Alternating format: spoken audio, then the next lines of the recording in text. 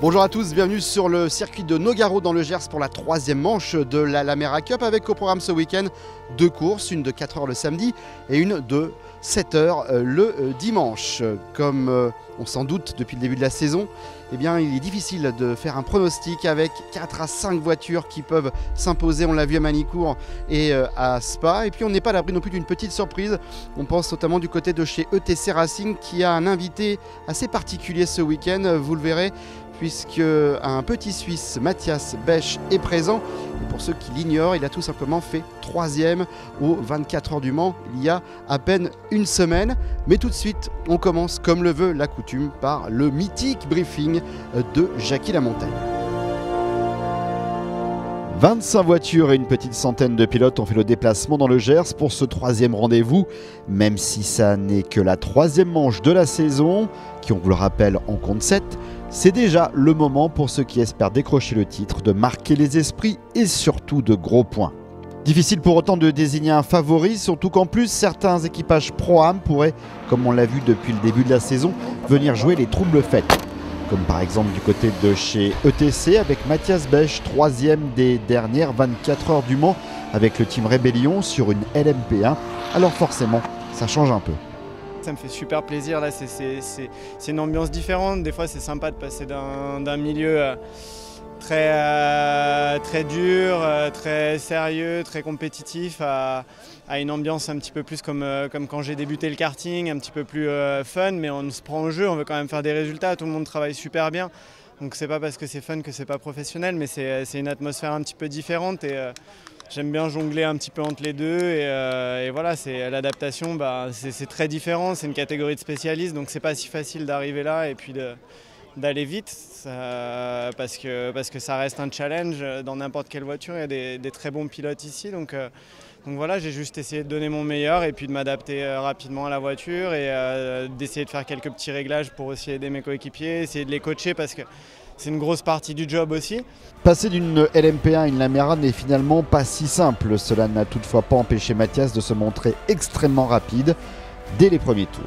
C'est vrai que les pneus route, c'est pas vraiment un truc dont j'ai l'habitude, donc c'est très spécial. Mais à la fin, je me disais, c'est comme rouler un peu sous la pluie pour nous. Donc il faut avoir un bon sens de la glisse et je pense que ça éduque tout le monde à avoir un bon sens de la glisse, un bon feeling. Il faut être très fin et essayer de bien ressentir les choses. Donc c'est une bonne école, je pense. Si Mathias ne sera là qu'une seule fois, d'autres pilotes ont pris goût à la discipline comme Christophe Bouchu qui a lui, entre autres, remporté les 24 heures du Mans. C'était en 1993 sur la Peugeot 905. La course, c'est ma vie, donc conduire une voiture sur un circuit, dans une course, bien sûr, il y a des voitures, des équipes plus ou moins, des courses plus ou moins importantes, je dirais, mais peu importe, en tout cas en ce qui me concerne, quand je mets le casque sur la tête, je ne pense à rien d'autre que de donner le meilleur de moi-même. Et je prends beaucoup de plaisir à être ici, faire ce championnat Lamera avec mon ami Wilfried et toute cette équipe. On le voit bien, il y a une très bonne ambiance. C'est franchement un championnat extraordinaire qui est très surprenant parce que peu de championnats dans lesquels j'ai couru, ou plutôt de nombreux championnats dans lesquels j'ai couru, il y a une ambiance très tendue où on sent bien qu'il y a une compétition à la fois dans les stands et sur la piste. Et c'est pas forcément nécessaire que de se tirer la bourre, je dirais, dans les stands, quoi. Donc là, on voit bien qu'on a affaire avant tout à des gens plutôt chefs d'entreprise, des gens qui sont calés dans leur tête, qui n'ont pas de problème psychologique, qui n'ont pas besoin de montrer qu'ils sont ceci ou cela. Et ça se passe relativement bien, c'est très agréable. C'est pour ça que je prends autant de plaisir, certainement. Place au qualif où on va assister à une belle bagarre entre 5 voitures.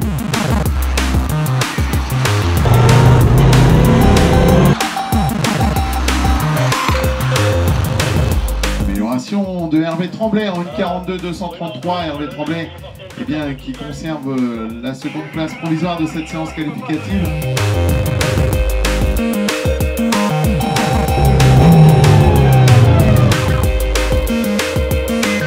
À l'issue de la première partie de ces qualifs, Christophe Bouchu sur la 53 est le plus rapide. Il donne les derniers conseils à Pierre Coinon qui prend le relais.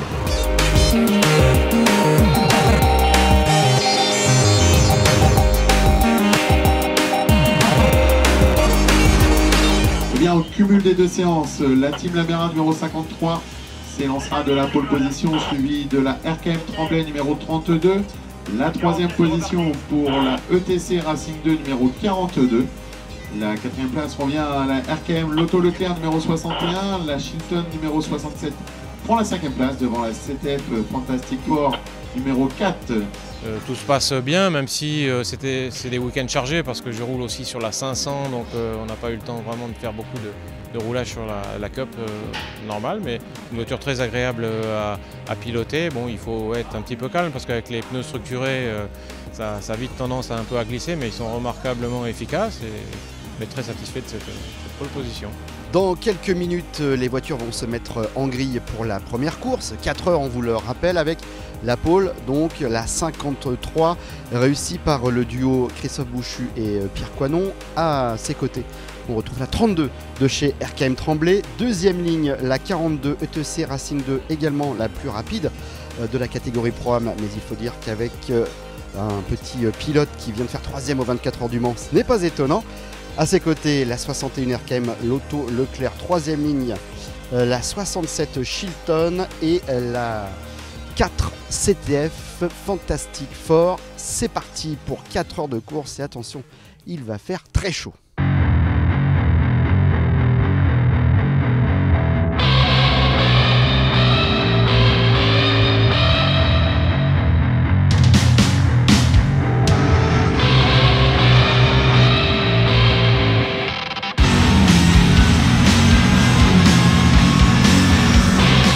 Christophe Bouchu sur la 53 conserve l'avantage de sa pole. Mathias Bech sur la 42 gagne un rang et se met juste derrière. Ludovic Loll sur la 32 est 3e.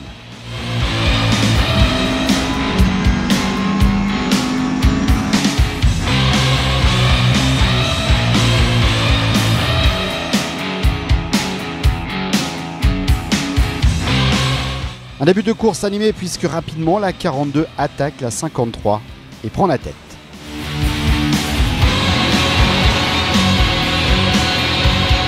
Du côté de chez RKM, outre la 32, la 61 Lotto Leclerc remonte également fort. Nous n'oublierons pas non plus la 67 Chilton en embuscade, mais aussi la 14 de chez ETC Racing. Et bien évidemment, les différents ravitaillements vont faire évoluer le classement.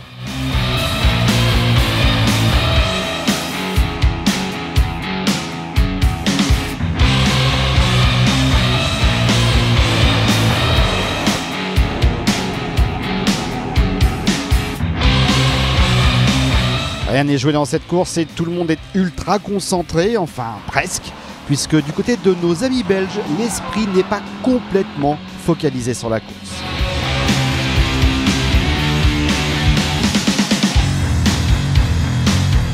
Champion du monde.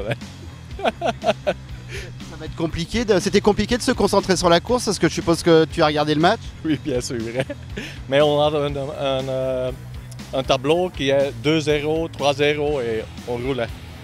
Alors, pour ceux qui n'aiment pas le foot, sachez juste que la Belgique jouait en même temps contre la Tunisie. Mais revenons à la course et retrouvons en direct de la tour de chronométrage Mathieu. Allez, alors que nous venons de passer le cap de la mi-course, un petit point classement et surtout donc un petit point après ces 2 premières heures, eh bien RKM Tremblay est au commandement de cette première manche de la Lamera Cup sur le circuit de Nogaro. Après être passée par la 3e et seconde place, elle est remontée maintenant en tête suite au déboire notamment de la RKM Lotto Leclerc numéro 61 et de la ETC Racing 2 qui est maintenant pointée en 6e position. Donc on revient sur la RKM Tremblay en tête avec la Chilton numéro 67 en seconde position. La Continental Racing numéro 40 prend la 3e place avec Eric Darn à son volant. Le team TTM 46, 4e à un tour des leaders devant la team Lamera numéro 53 qui vient d'être pénalisée d'un drive-through. ETC Racing 2 numéro 42 prend la 6e place devant la RKM Utilo numéro 34 qui est en train de remonter, qui est revenu maintenant à 21 secondes de cette dernière ETC Racing. La CTF Racing Stage numéro 1 en 8e position devant la H Racing 12 numéro 31. La Scania France numéro 41 prend la 10e place. Malheureusement, la 32 doit faire un arrêt prolongé au stand et perd le bénéfice de sa première place. On assiste alors à une fin de course superbe. La 67 Chilton et la 42 ETC Racing 2 ne sont séparés que d'une poignée de secondes.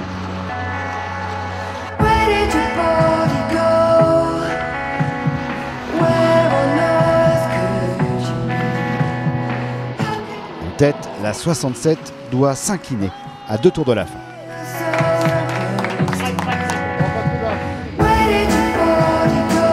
C'était un challenge et puis mes coéquipiers ont fait un super boulot. Franchement, ils m'ont donné la voiture dans de bonnes conditions. Ils n'ont pas tapé, j'avais une voiture performante pour aller au bout. Et puis ouais, c'était le petit challenge. Alors je me suis donné à fond, sans ménagement. Et voilà, on gagne pour pas grand chose. Ça se joue vraiment à très peu. Et puis les mécanos, ils ont fait un super job. Donc c'est vraiment un super résultat pour l'équipe. Je suis content, quoi. Dans la catégorie de gentleman, victoire de la 19 devant la 7 et la 50. Le vainqueur au scratch, la 42, remporte également la catégorie Pro-Am devant la 46 et la 1. Enfin, dans la catégorie élite, victoire de la 67 devant la 53 et la 40. Et avant de passer à la course 2, retour sur la soirée quiz et karaoké.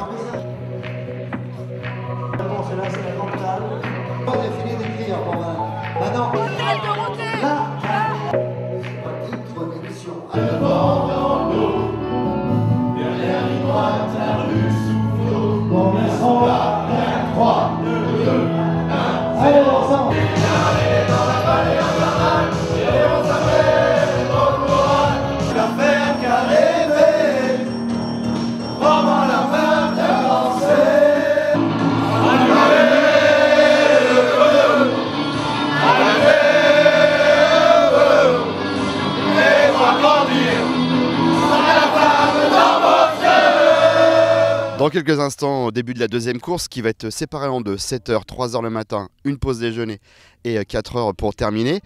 Et à mes côtés ce matin, j'ai la chance d'être accompagné de la plus jolie des grid girls, Pompey, qui soutient la voiture numéro 18. Alors la pole position, c'est la 61 RKM Lotto Leclerc avec la 53 à ses côtés. En ce qui concerne la suite de la grille, Pompey.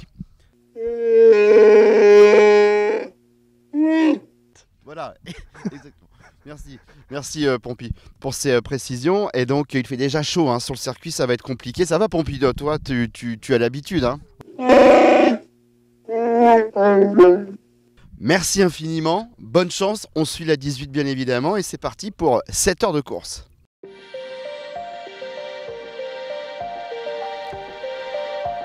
Pour ceux qui ne parlent pas le Pompey, on retrouve sur la deuxième ligne la 67 Chilton et la 32 RKM Tremblay. La 40 Continental Racing et la 4 CTF Fantastic Four sont en troisième ligne.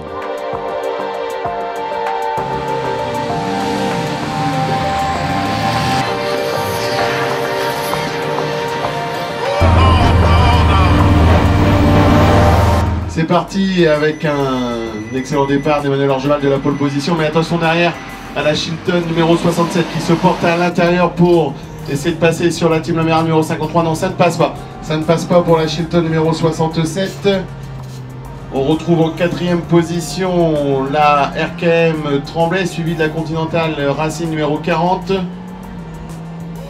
Et derrière, il me semble avoir reconnu la CTF Fantastic Four numéro 4 en sixième position. Les premières voitures sont dans l'escargot, ça va revenir dans quelques instants dans la ligne droite de l'aérodrome. C'est chose faite pour Emmanuel Orgeval du team Lotto Leclerc. Il est suivi de la Team Lamera numéro 53, de la Chilton numéro 67, de la RKM Tremblay. Ça arrive maintenant au freinage de l'épingle de l'école.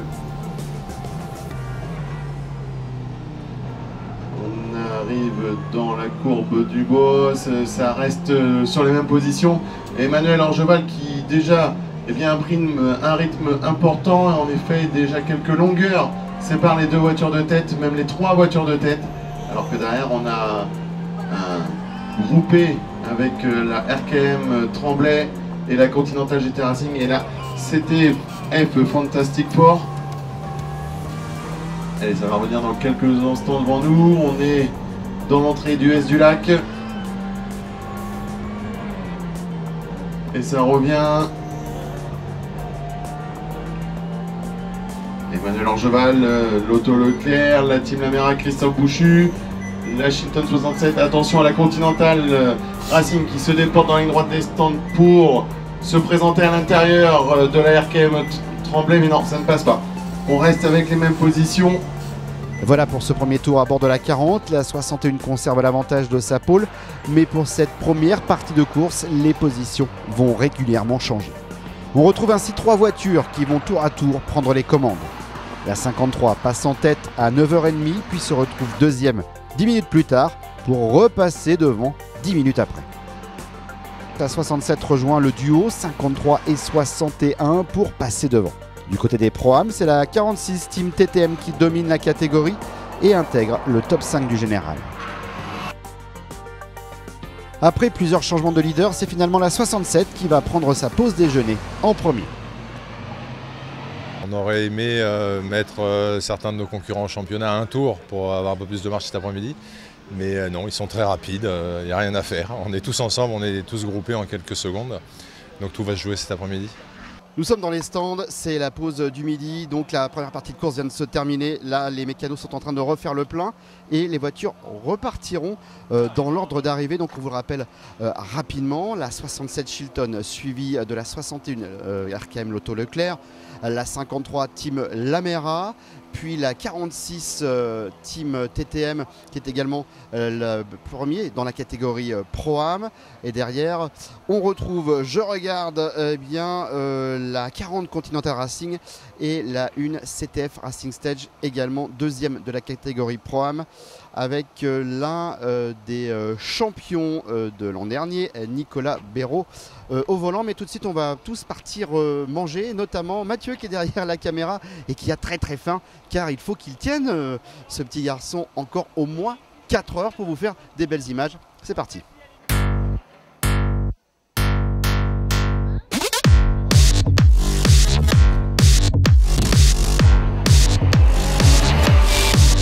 À peine le temps de digérer, les pilotes sont en piste avec, après le premier tour, la 61 qui prend la tête devant la 53, la 1 et la 67. Du côté de la catégorie Pro-Am, la 46 mène le bal et vise également un podium au classement Scratch. Après les premiers ravitaillements, la 53 prend les commandes, la 61 victime d'une crevaison rétrograde et c'est Chilton, la 67, qui récupère la deuxième place. Les positions ne vont ensuite plus vraiment évoluer. Nous sommes en direct des stands chez RKM avec à mes côtés Hervé Dumas sur la 61, actuellement 4e. Il reste 2 heures de course, 53 pour la tête, 67, 46. Juste un petit mot, il y a eu un petit souci là il y a quelques temps, une petite crevaison. Je pense, oui, il y a un pneu arrière gauche qui nous a lâché lâchement et bah, voilà, on perd une 15 ou une 20. Donc deuxième, quatrième, on est reparti pour remonter.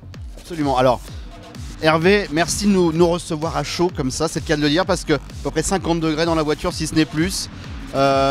Vous avez un secret quand il fait chaud dans les voitures et vous êtes prêt à nous le révéler devant nos caméras. Pouvez-vous nous expliquer quel est votre secret quand il fait chaud dans une Lamera? Allez, pour tous les chauves surtout, parce que nous on n'a pas le système capillaire pour retenir l'eau que l'on dépense. Donc j'ai pensé à Nana et c'est une simple petite serviette hygiénique que je colle sur le front. Et tu vois, celle-là elle a servi, je peux te la donner, tu vas voir que ça absorbe bien. Ça absorbe bien, merci. Je confirme. Merci Hervé pour ce secret. Et il fallait quand même, hein, c'est bien, c'est sport. Ça marche, très bien. Oui, je confirme, ça marche. Je vous la rends, merci. Il reste 2 heures de course. Et on va peut-être en profiter pour voir comment les autres pilotes, ceux qui ont encore des cheveux, font pour ne pas étouffer dans la voiture. Et il faut surtout penser à bien respirer. Alors, les pros le font mieux que les amateurs. Moi j'oublie un tour sur 2. C'est vrai qu'on est tendu, on pense uniquement à son pilotage et jamais à soi-même. C'est une erreur parce qu'au bout de 10 minutes, 15 minutes, on se rend compte qu'on est essoufflé alors que dans la voiture, réellement, on ne fait pas d'effort. On est essoufflé parce qu'on ne respire pas, on oublie de respirer. Et pendant ces 2 dernières heures de course, les équipages semblent être plus dans la gestion que dans l'attaque. Côté gentleman, victoire de la 51 AMS Propreté devant nos amis belges, la 50 Genius Water Racing et la 19 Mojo ETC Racing. Dans la catégorie Pro-Am, victoire de la 46 Team TTM, la 1 CTF Racing Stage et la 34 RKM Utileo.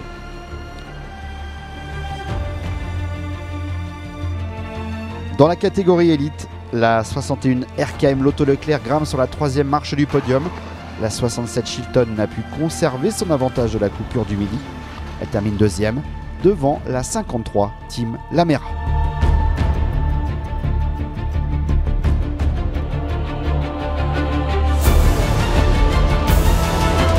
C'est une très bonne opération pour nous au championnat, on repasse en tête.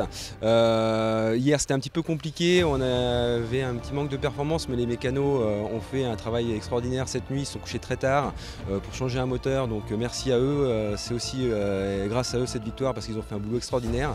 Mes coéquipiers ont super bien roulé et aujourd'hui ça paye, ces 200 points qui nous font énormément plaisir.